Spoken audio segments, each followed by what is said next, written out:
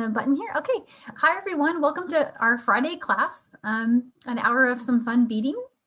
And this is a recorded class, so there's going to be a replay available. If there's any parts that I go too fast, no worries, because you can always catch the replay. And today we're going to be making some earrings. This could also be a pendant. So lots of options here, and I'm going to talk about the findings in a minute, but this is just kind of a really staple way to create a nice layered look. It has lots of versatility and can be made with lots of different beads. So if I get a chance at the end, I was going to talk about how to design these too. So lots of great info for this hour. And I'm going to switch to my other camera so I can show you guys a better view of the project.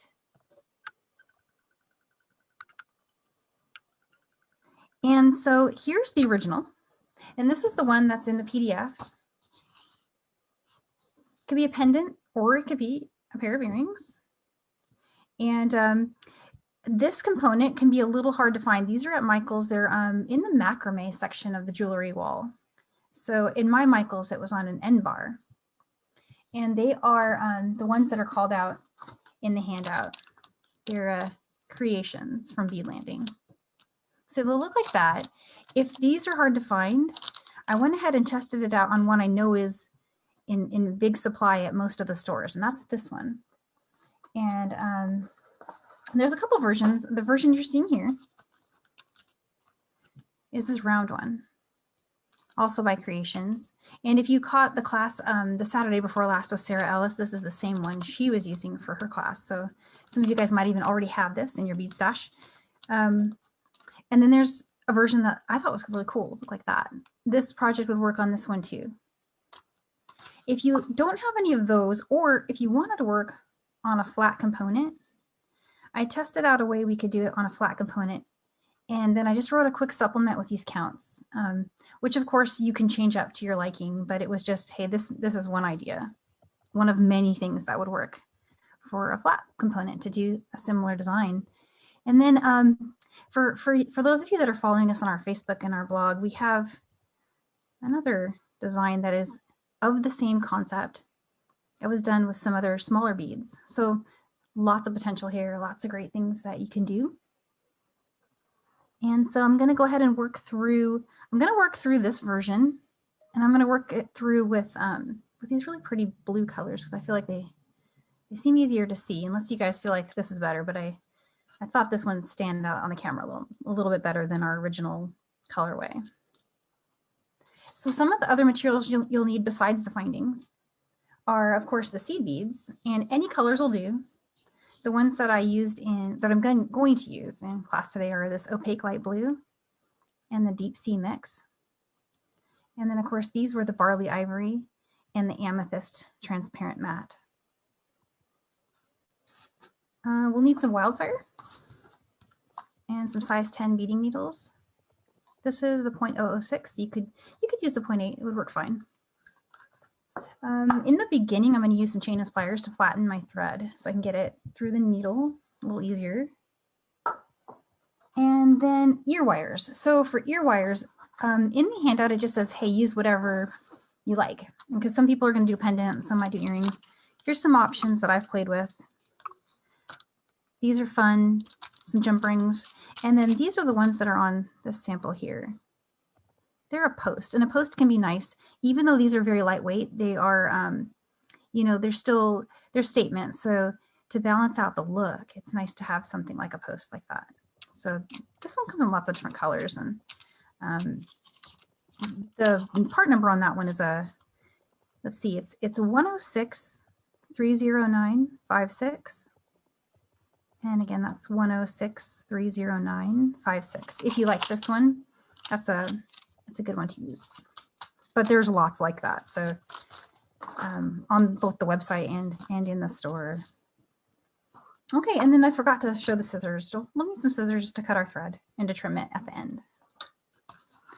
Okay, so I'm just diving in here. We'll need to cut about 50 inches of thread because there's lots of loops around in this design. So it helps to have a good length of working thread for that. And flatten the end. This makes it easier to thread. So I'm just flattening it with these pliers here. I'm grabbing a size 10 beading needle.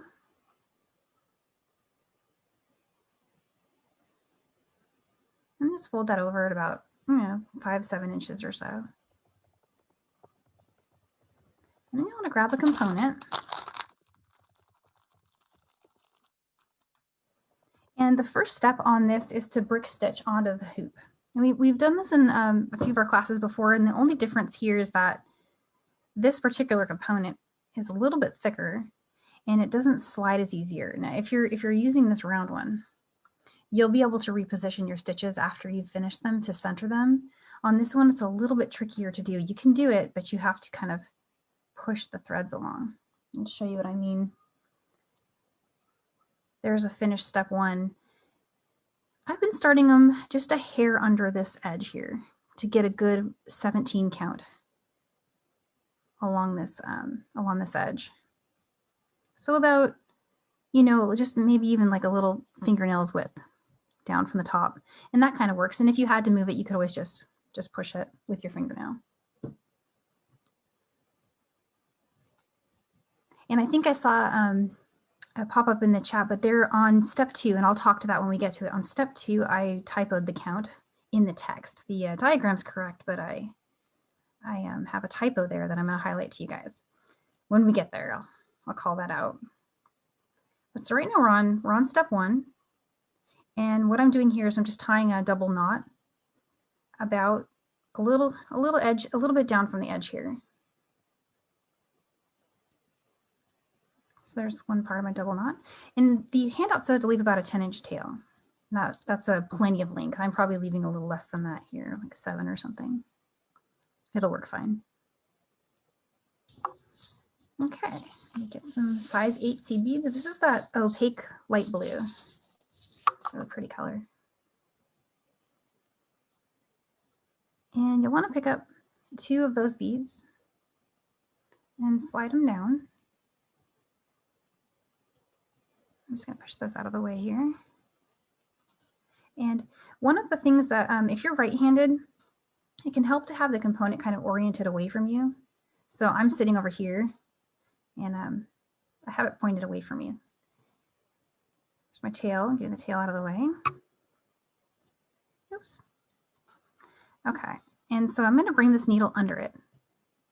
So under the hoop here and through it. And then I'm just pushing down lightly on the top of the component while I pull my thread through. And what happens then is the beads will sit on the side, and that's what you want to see happen. And then come up through that second bead we added. So that's this one. If it raises a little, don't worry about it. I am still pushing down on the component. And so it's just going to sit right there.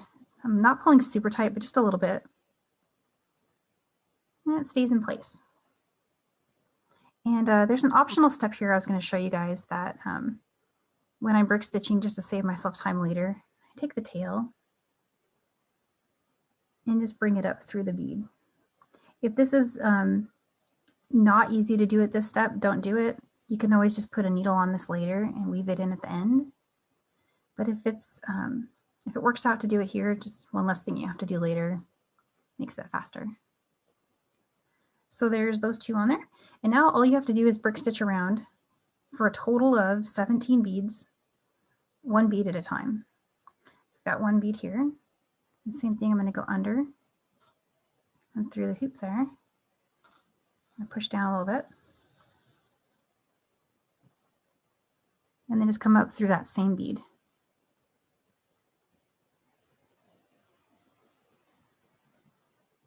And it should sit right next to the first one, or the second one there.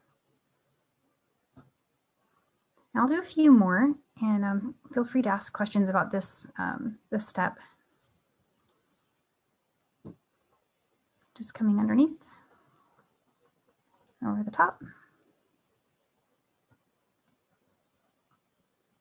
And I'm helping it a little bit. On another type of component, the threads will sit a lot easier. On the wooden one, that catches into the little grains and grooves. So occasionally I'm guiding that thread just to make it look neat. Picked up another bead. Even though the wooden frames, it adds a little complexity, it's so lightweight that you get all the effect of a statement earring without the weight of a statement earring. Which is why I went with the wooden frame. Drew me for that reason. So I'm just same thing here, just going under.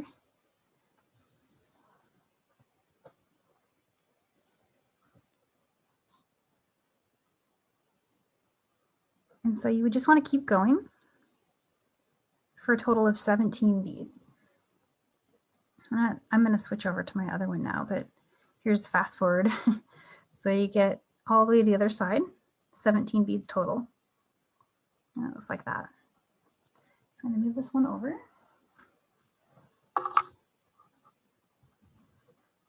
And so now we're getting to the part where I have a typo. I'm going to bring the handout over and show you guys. Just got that needle threaded there. Apologies for this, but sometimes I need to read it 3 or 4 times. So you pick up 2 in the beginning brick stitch, and then you just add 1 bead after, and I just added 2 more. So it should say 17 here and 19 here instead of 19 and 21. What we're going for with row 2 is a total of 19 beads this row. So I'm going to show you guys that. And this part, I'm going to stitch this whole thing because I want to show you guys how to kind of feel your way through a brick stitch. For the most part, it's going to be 1 for 1. You're going to put 2 in the first bridge. So and let me show you guys what a thread bridge is in case there's a new folks to brick stitch. Brick stitch is done. The first row is always either ladder stitched or done onto a component like we've done here. And then the second row, you actually stitch into the bridge that's over, connecting each of the beads. And when you start a brick stitch row, the beginning of every row, you're always going to be picking up 2, going under, and then coming up through the second. And so in this one, I want to do what's called an increase. I want to make this have an extra bead on either side than the first row. So to do that, you're going to go into the first thread bridge, not the second one. And you go in through the first thread bridge and then come up through the second bead. So that's the first bead I added. Here's the second one.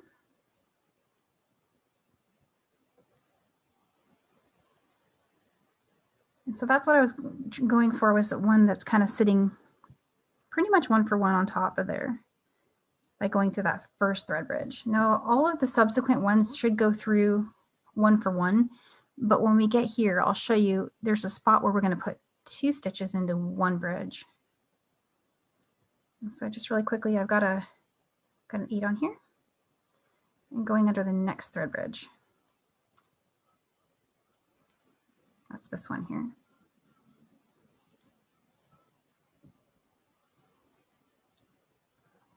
Okay, oops.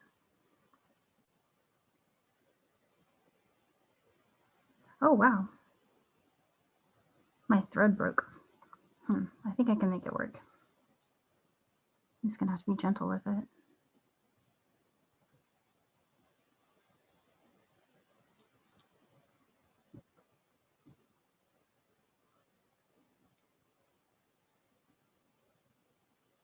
Okay, so there's 1. Sorry about that. I'm holding this one kind of precariously.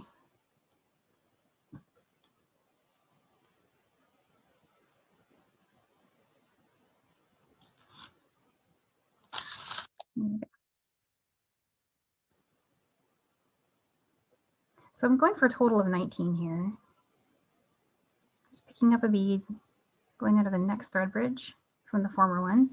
And so far everything's looking pretty flat. It's staying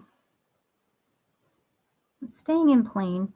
But when you start to see your bead bow in that direction, that's when we'll have to put 2 into 1 segment. It only needs to be done 1 time. And it would still work if you didn't do it, but it's just a little nice to have. That looks really pretty. So we're there. It's always kind of right in the middle. But you see how it's leaning up like that? don't know if you guys can see how it's, bring it closer. So all the ones before have been sitting pretty flat, but this one's bowing in that direction. So I know it's time to put two in the same thread bridge. So I've got one here. I'm going to let it bow a little bit. And I'm going to put another one in that same one.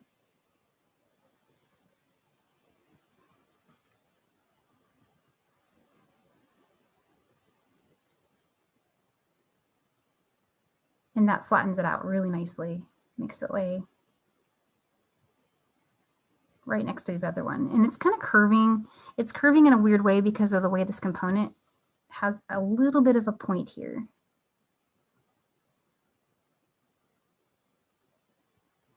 So I'll just keep going. And now for the rest of the way, it should just be 1 for 1. 1 bead into each thread bridge.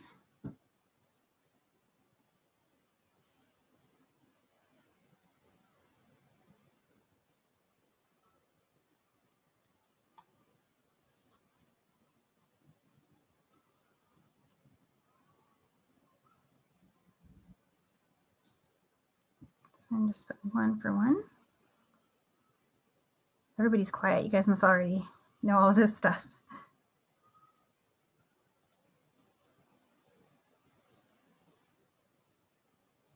And so we're going to a total of 19 beads. So our first row had 17 beads. And our second row should have 19. And apologies again for the typo in the handout. That was my bad. I get thrown off by writing the bracket repeat in the pattern because it starts, you know, we start by adding 2 and then you do 1, 1, 1, 1, 1. And so I thought, oh, 19 times. Oh, plus the 2 in the beginning. So I added 2 more. I'm like, hang on. But I managed to get it right in the diagram, which I was very pleased to know I didn't have to go and fix that. It's a little more work. Oh, and so here I'm at the last bead. And I need one more. See, I've got how many here? I've got 1, 2, 3, 4, 5, 6, 7, 8, 9, 10, 11, 12, 13, 14, 16. I lost count. 11, 12, 13, 14. Okay, 17. So I'm good. I've got my 17.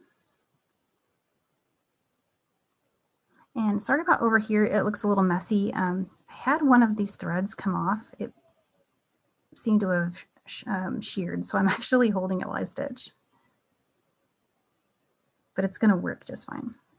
All right, so the next part, and this is where it kind of, it's up to you what you like. This was just one of very, you know, a ton of different opportunities to come up with your own design here, but it's nice to see just one that's already been planned out. But how I make these when I'm actually starting to make them is I create the rows without any pattern, without any of the little details. And then I add my details later because I'll know where they'll fit, right? So every time I've made these in the past, it's just been a solid color. And then I'll count them, how many, and decide, okay, at row, in this case, bead 17 needs to be another color if I want it to flow in that direction. So you've seen on, I'm sure you guys have seen on like other designers' websites where they've got beautiful patterns made into these shapes.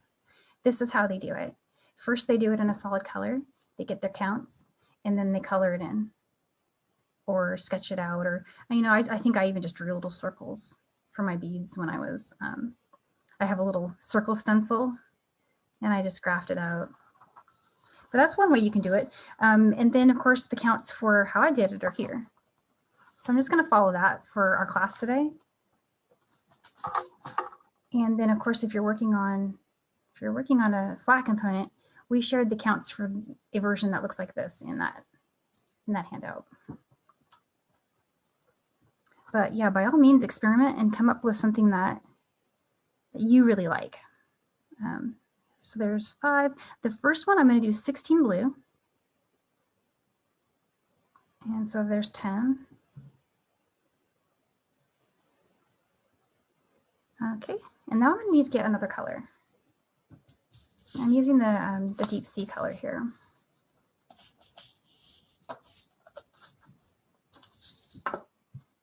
All right, so any color will do. You can choose anything you like. I think I'm just doing a little ripple pattern of a dark blue and then an aqua.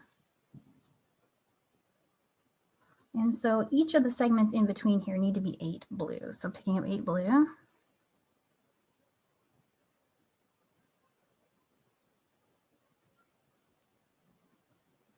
Oops. There we go. And then another one of these repeats. 8 blue, another one of these.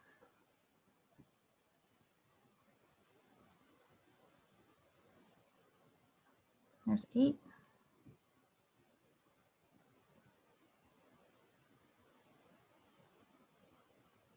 The little cobalt colors are very pretty. I love it. And now that's my, there's the first half and starting the second half. And I'm going to finish over here with what I did here. And that was 16 blue. So I'm going to add those.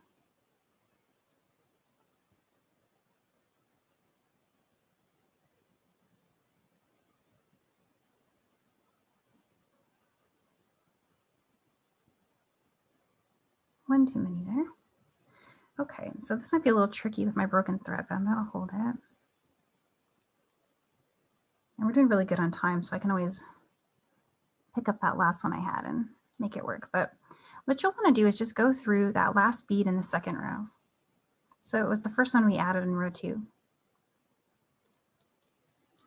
Come down through that, and then turn and come up through the adjacent bead. So that would be the one right next to it. And something I noticed as I was stitching this, you'll see it when we get to this next row. When you're laying them out, like strand by strand, it's going to look like it's not going to fit. But for whatever reason, whenever I do the turn, which is the one we just did here. So for example, when you come up, go to the next one, when you do that pull down, it all cinches up and fits somehow.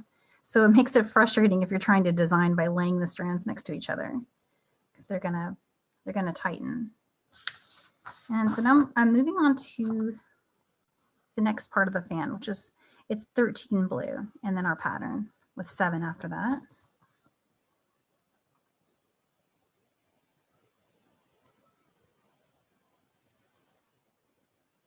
There's 11 and 13, and our blue pattern here. And then I think it was just 7 blue. And pattern.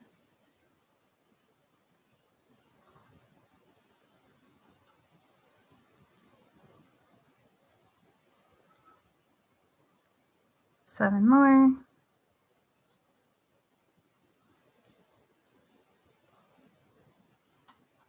Okay, and then finishing that with 13.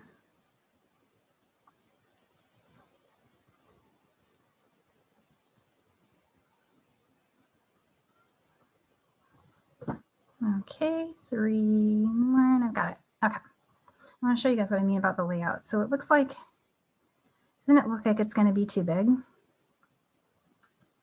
It always looks like that to me. And then when I do the turn, it tightens up and fits.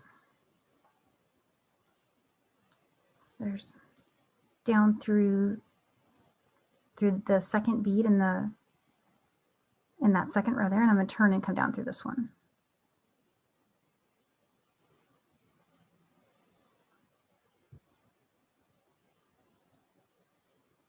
And it just ends up working out. And so that's how you add those loops.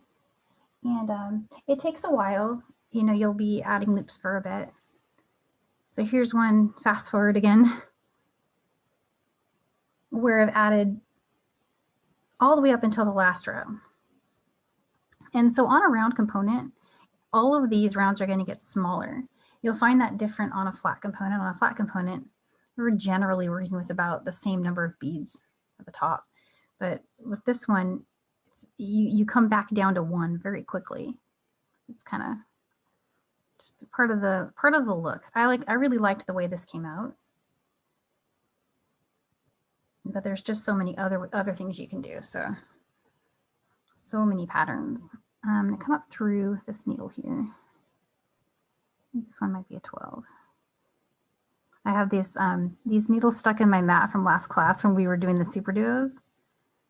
And so there's little 12s hiding in there. They're so tiny. I'm going to pull this one off. Okay.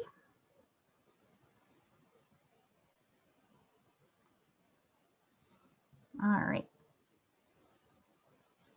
So fast forwarding through, adding loops, just following the same count that's written out here. And when you get to the very last one, it's a really easy, just 3 blue, and then one of our repeats. Let's see what colors were. I was doing these colors here. And then just 3 more blue.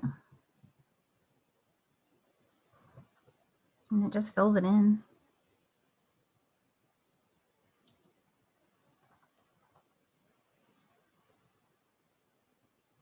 And so that's one possible design of many that you could do. And so I was going to just talk a little about weaving in, because I get asked a lot about that. So now we've got all these little strands to deal with. There's this one, which I brought up through the brick stitched rows and just left here. And then there's my working thread. And in brick stitch, what I like to do to weave in is I'm going to come up through the next row. This is the one that is next to the one I went through. And I did that just to make it tight again, so it would stay tight. And I'm going to go down through the next one.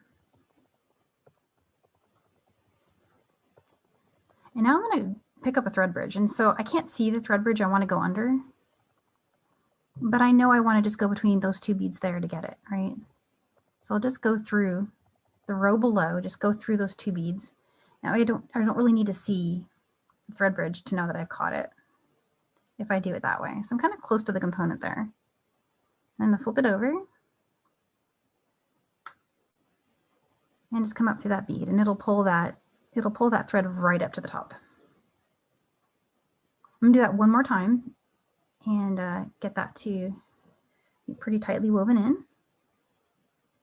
Again, just going right down next to the component. Push through.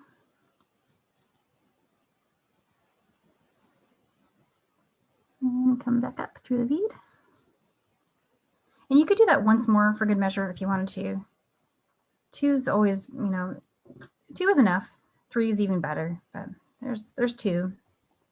And then I just push down with my scissors and pull up with a thread.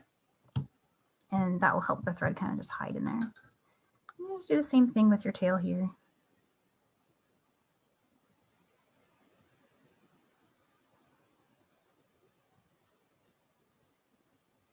And so I was going to just quickly talk about when I'm on this side, it can be really tempting to just go through the strand to get rid of it.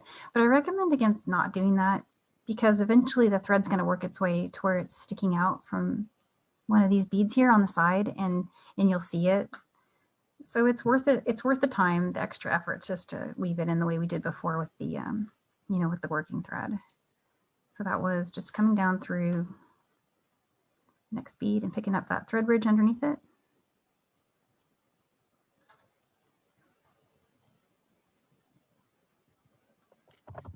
I'm just gonna do that one more time and then I'm done.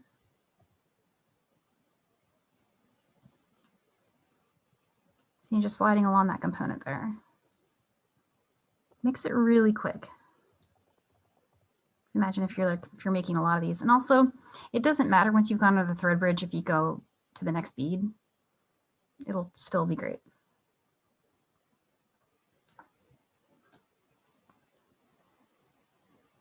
And same thing as before, just push down, pull up. Hey Danielle, it's Carmi. Hey.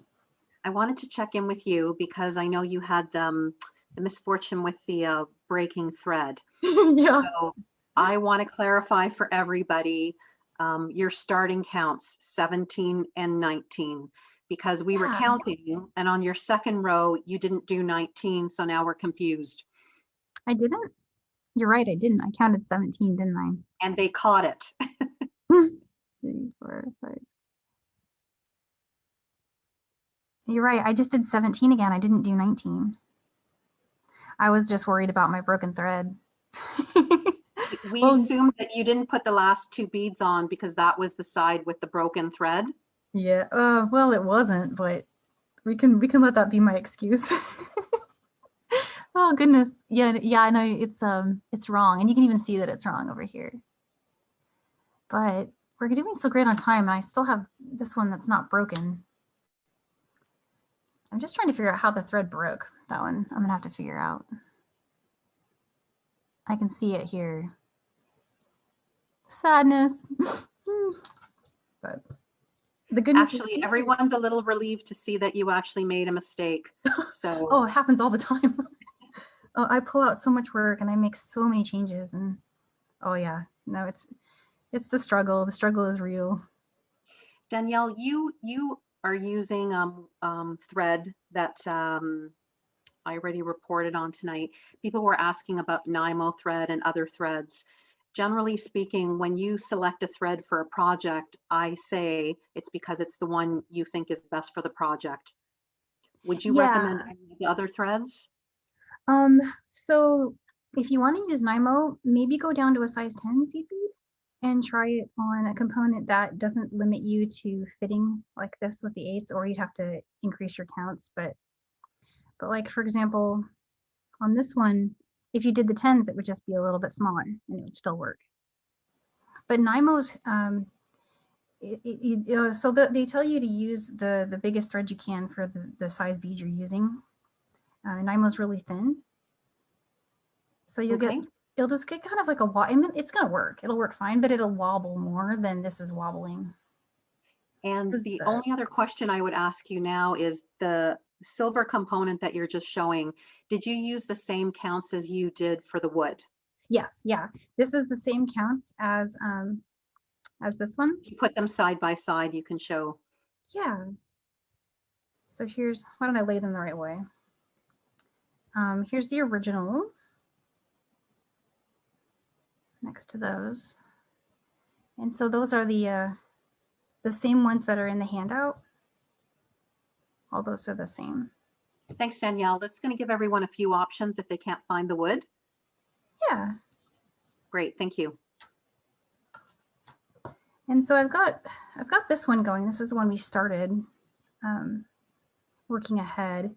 And since there's time, if you guys would like to see the counts done properly, I can always just quickly whip through this. And happy to answer lots of questions while I'm doing that. It'll be a little bit like watching paint dry. No, that's enjoyable for us. I always get nervous. I'm like, is everyone asleep?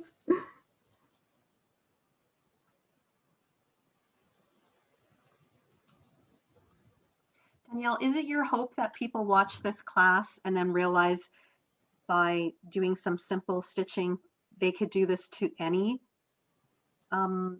shape that they find? They just have to experiment. Yeah, exactly. That's what I mean, we're doing so great on time. I have so many components sitting in front of me. I could even just try to demo a little bit of that process.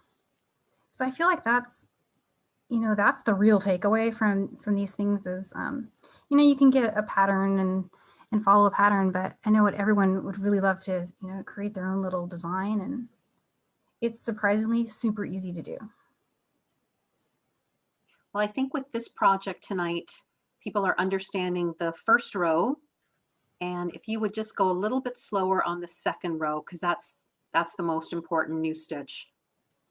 Yeah, and that's where I had my little mishap. So definitely, I'm glad we have the time to redo it.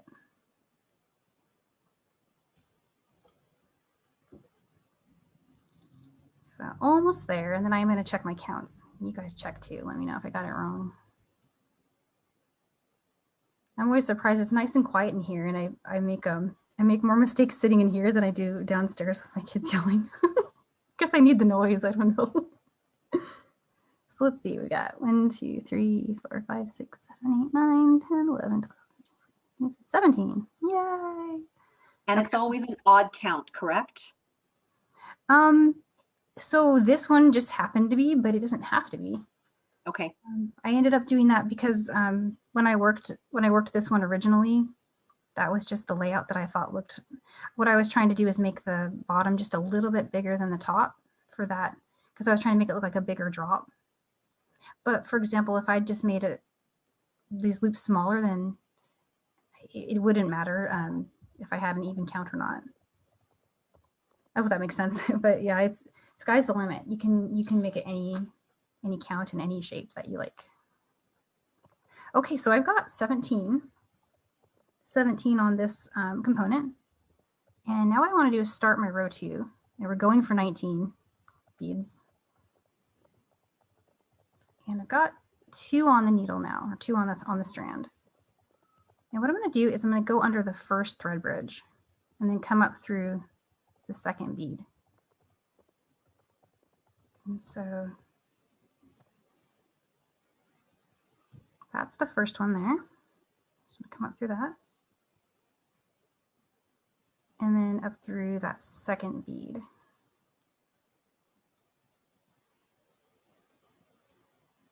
And the thread did not break. Yay! I think maybe the wood was a little sharp on my last one. So check for that, and if it is, maybe just like a little nail file inside would help. And so now I'm going to just go through the next thread bridge, and all I'm doing here is picking up 1 seed bead and then just going under the next one. And I'm going to keep doing that until I get that little bowing effect, that where it's tilting in this direction. It's going to happen around here. And at that spot, we'll add 2 in 1 thread bridge. But for now, it's just 1 bead, next thread bridge.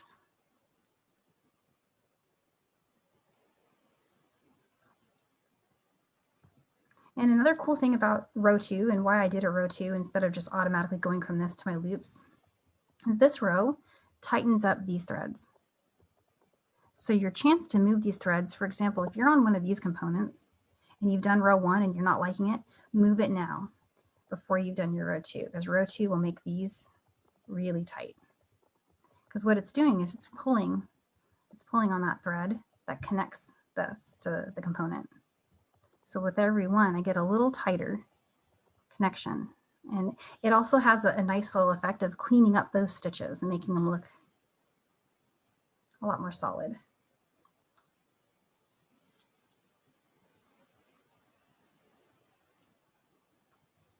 So still getting just 1 for 1 with 1 bead into the next thread bridge here.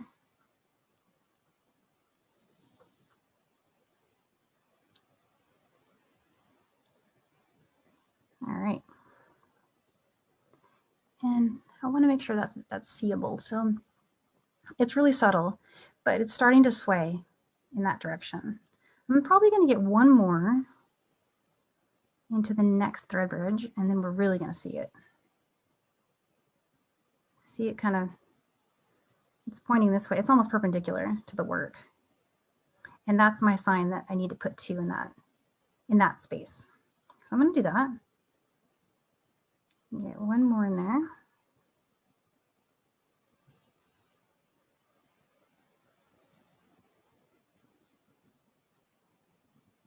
But definitely just, you know, especially if you're working with a different shape, you just feel it out as you're working.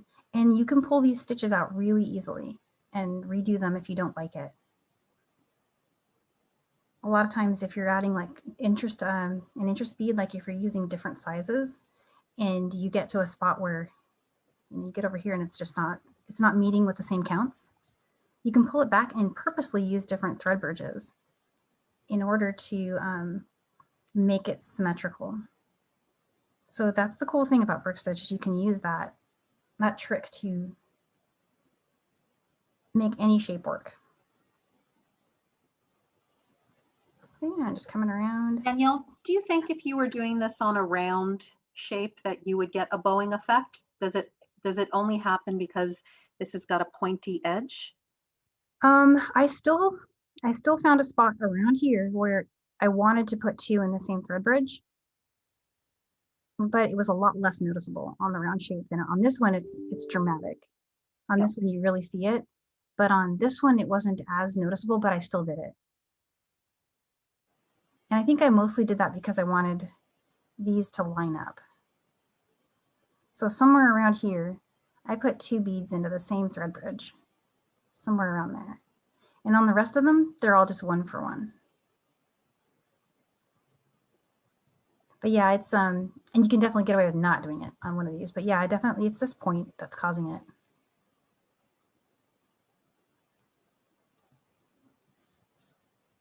But sometimes I've noticed that, like, I'll do one and then it looks great and I'll make a second one and the same steps didn't work on my second one. And I can't figure out what's different about it. Well, maybe it's just a subtle difference in the way it was carved, or a subtle difference in, you know, the casting or the shape of the component. So definitely just the skill of playing with it and trying it out, not being afraid to pull your stitches out if you have to, starting over if you have to. It all comes out in the end. It all works.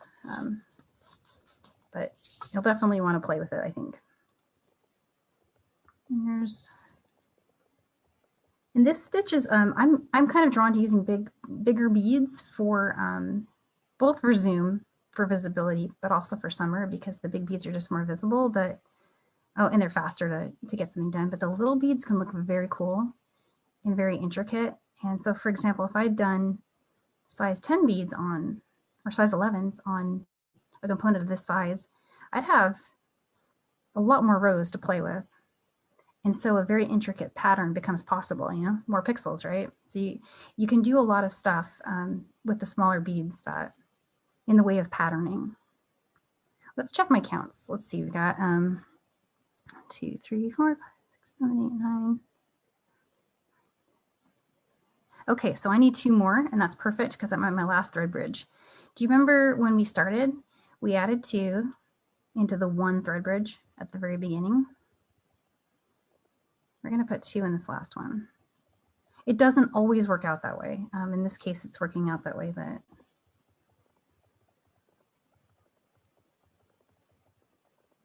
so we'll get 2 into that last one. And another little trick here, I think I didn't get to show that on the last design, but I'm bringing the tail up through that second bead before I tighten it down. Save myself doing that later. There we go. And then the added bonus of I can use this to tighten by pulling them apart. So that one worked out a lot better than my first one. And the counts are right. And we're doing great on time. Does anyone want to see adding those rows on the outside again, or what other ideas can any other Danielle, questions? I think the great thing is if you could definitely show the outer one. Okay. And do you have any tips for anyone, like what if their beads aren't lining up in one of the rows? Like, how do you make sure that it's looking the way you want it to? Yeah, so if the trick of putting 2 in one bridge doesn't work, there is another trick you can do. Let me just pull these off really quick.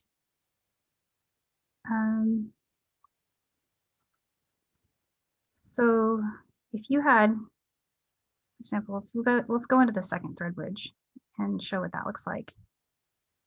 Here we go, and you come up through the second one. And now see what that bead's just sticking up there. And so what I just did there was a decrease because I stayed the same, not an increase. I went through the second thread bridge instead of the first.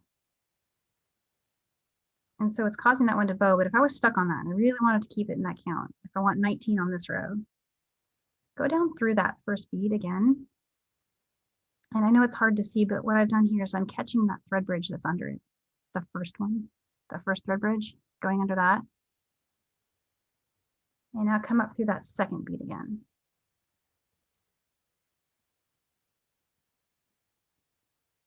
And it flattens it down. And it's also moved my, my starting point down. So that's what it would look like if you went through the second thread bridge instead of the first. So hope that answered the question. Thanks, Danielle. I'm just going to pull that out really quick.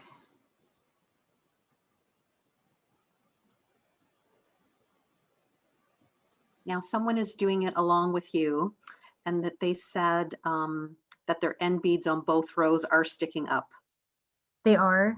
Yep. Would that trick would still work. Let's go through the first one. Let's test that out. And so in my case, they're just they're going flat here, but if they weren't, I would do that same trick. Down through the first bead.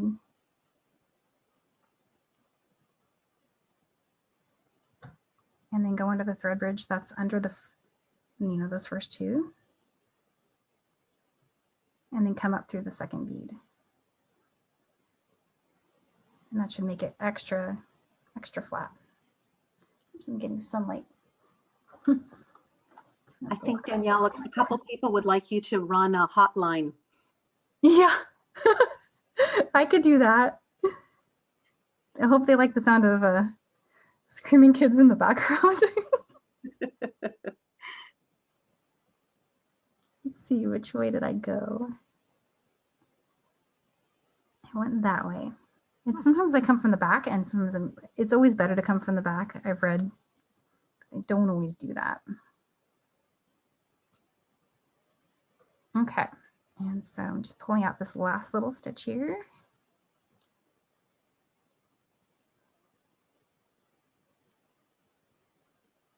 And get those off. Okay. And so that pattern is just, it's 16 in the first loop. 16 is the first section there. So there's 6, there's 10 more. And I could show also just, alternate counts and play with that a little bit, or stick to the plan. Let's see, there's 2, 3.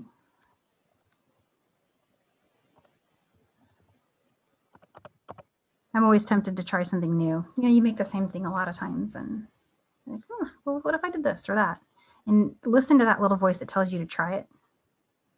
This is one case where the little voice is right, because you'll get so many great ideas while you're working through these.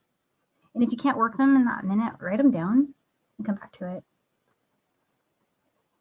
And so then I need 8 of the blue.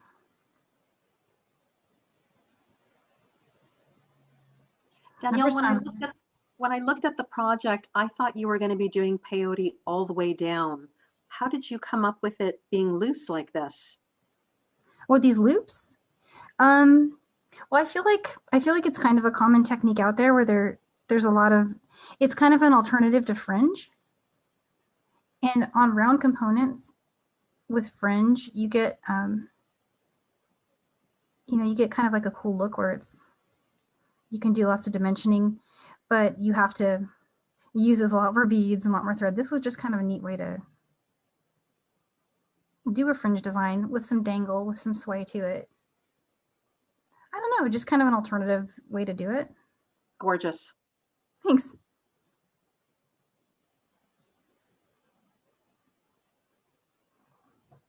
Kind of like a fan, I think. And I know you guys have seen the ones that they do with, like the long beads that kind of go along. This is another way you could add them here. Like I was showing earlier, you could add some interest beads on your last row. So like some drops, for example. And on that flat component, I was using these drops, these bead landing drops from Michaels. So those are on the strand wall. But yeah, you just want to play with that count and then see what looks good. If you don't like it, just pull it out and try something different. And also this uses a lot of beads. I went through an entire tube of this blue, making those samples, the ones over here.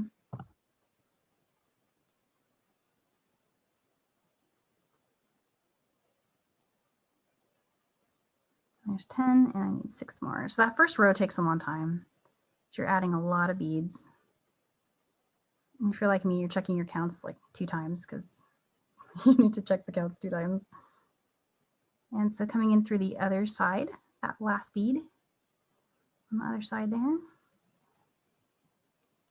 I'll just get as far as I can with our time so you guys can see it being built. So I'm turning and coming down through this bead that's next to the one on the end. So the second tin. And when you pull tight, it tightens up a lot. And then I should 13.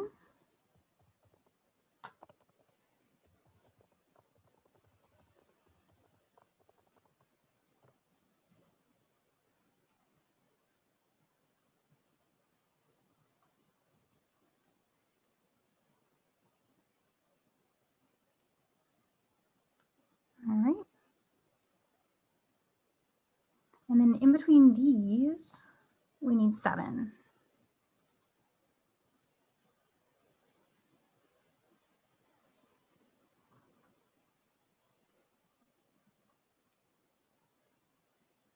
Oh, and another tip I forgot to mention, it's kind of a pain because once you've built it, you're over here and it's just easier to start building it from the side. But when I first designed one of these, I actually built my center first, just to kind of see what I wanted it to look like.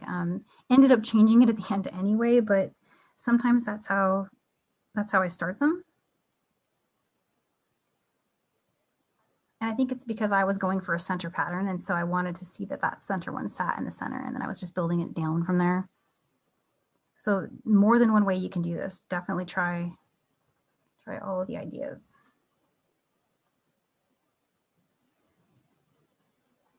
Oops. Danielle, you're getting a comment that we're impressed with how the beads always do what you tell them, and the rest of us are chasing them all around the On the mat. bead mat. Well, I'm good until I have to count them. And then it's like,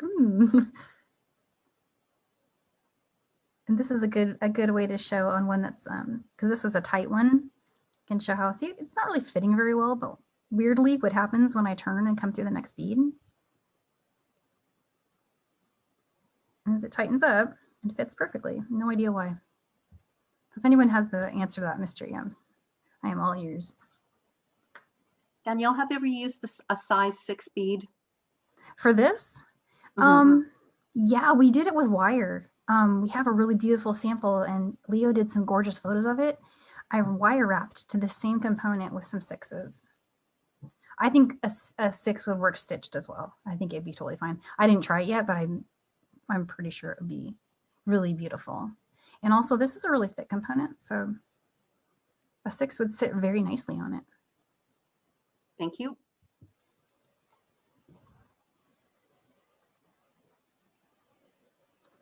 So let's see, there's 5, I need 10. And we're looking at just a few minutes left. I want to make sure I have time to show you guys the upcoming stuff. And so yeah, we just keep going. Here's 6 in between each one. Danielle, we have a couple of new people tonight. So would you mind, just before you end, will you just show them again how you put on the earring finding? Oh yeah, let's do that now. So I feel like we're pretty good on this. This is just, you know, the same thing. We just keep going until you get to the center. And so I'll put an earring finding on each of the finished samples here. And I'll go ahead and use these posts because I would have handy, but if you are using an ear wire, the process is going to be the same.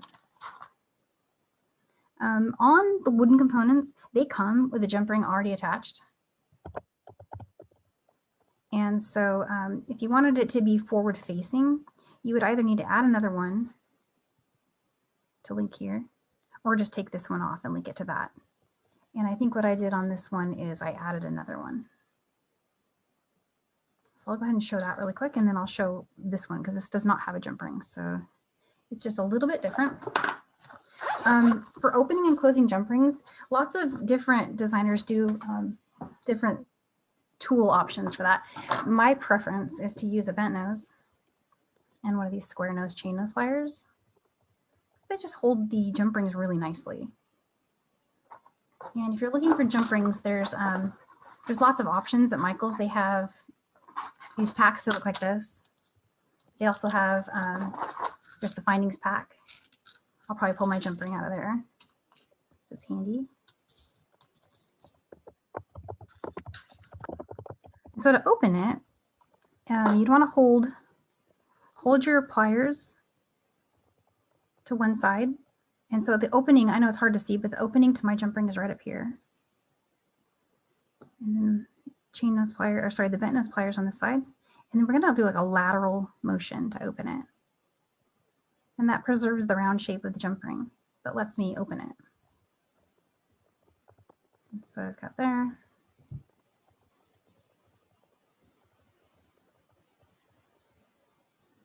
And then if you were going to put this on like first, chain or something, you wouldn't need necessarily to add a jump ring because it's already in the right position for that.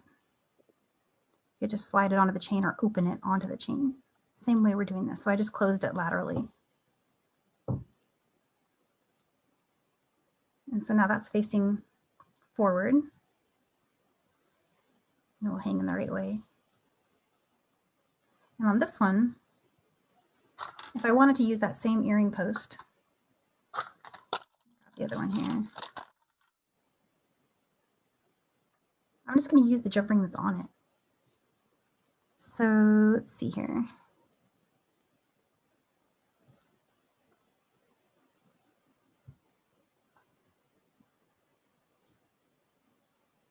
And I was realizing as I was saying that I don't think these earrings actually have a front or a back. They're kind of the same on both sides, so don't really need to sweat that at all. But yeah, so there's another version. It's really cute. I really like that. I appreciate that, Danielle. So we're coming right towards the end now. We're there. Yeah. Gosh, that goes so fast. I'm switching my camera back so I can say hi to you guys. The sun came out in Seattle. It was pouring rain this morning. Like you could hear it hitting the windows. Now it's like sunny. The weirdest weather. But yeah, so our next classes, we're going to do some really fun stuff. And go on a kind of detour from stitching for just a couple classes. But this one is a two-part class, and it is a design where I'm going to teach how to do the wire wrapping for a really pretty pendant. And then I have a version here with gemstones. You could also do this with size 6 and size 8 seed beads. So we're going to make this little wire component and then put the beads on it. And then in class 2, we're going to work on stringing it. And the stringing class is going to have 3 different ways. You can use 3 different materials to create your own seed beaded chain to display your wire wrapped work. And then the class after that is this one. And this looks like a necklace here, and it is, but it's also a wrap bracelet. It can be either. It has a really cool like button closure on it. In that class, we're going to focus on my nemesis, which is getting bracelet sizing right. And there'll be some laughs in this class because I really struggle with this. And so I thought, I'm going to do a class on it because if I have a hard time getting that right, I bet a lot of other people would appreciate talking about it. So we're going to use the design on it board. But there's a couple other methods and tools that also do the trick here. So I'll talk about those. But adjustable necklace / wrap bracelet. So that's the class after that. And then after that, I'm going to be wanting to do some stitching. So the crystal class, this is a crystal herringbone stitch. It's made with 4mm crystals and size 8 seed beads. And then we'll have learned to do these little wire wrap charms. So I threw one of those on there. It's something we'll learn to do in this class. So that's all the next four classes. So I had fun, lots of laughs tonight. Thank you guys for being here. And I'm wishing you a really great weekend and happy Friday. Have a good night, everybody.